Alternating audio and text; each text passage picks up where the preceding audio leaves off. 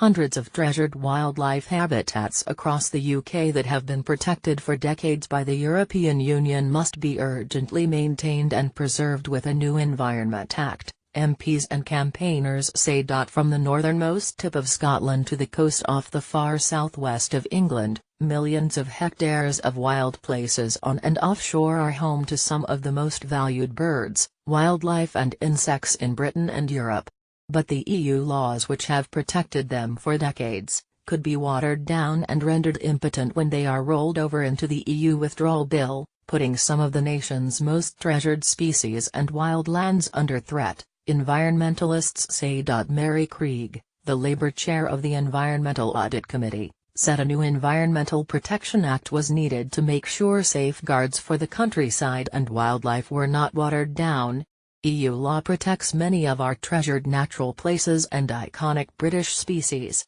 The government's withdrawal bill means that these protections could end up as zombie legislation, no longer updated or enforced and able to be eroded by ministers, she said. Birds such as the red kite, golden eagle, chough, nightjar and great bittern have been saved from the threat of extinction, and habitats including oak woodland and English heathland have been preserved as a result of two key EU environmental laws, the Habitats and Birds Directives. When the directives came into force in 1992 and 1981 respectively, the red kite was rare in the UK, with a few dozen pairs in the Welsh valleys. The legal protections of the directives, combined with EU-funded projects to reintroduce the birds of prey, have seen a huge increase of red kites, to nearly 2,000 pairs spread across the UK. Harbour porpoises in Dogger Bank off the northeast coast, stag beetles on Wimbledon Common and the great-crested newt are all among species protected by the tough powers in the twin directives which require European countries to create,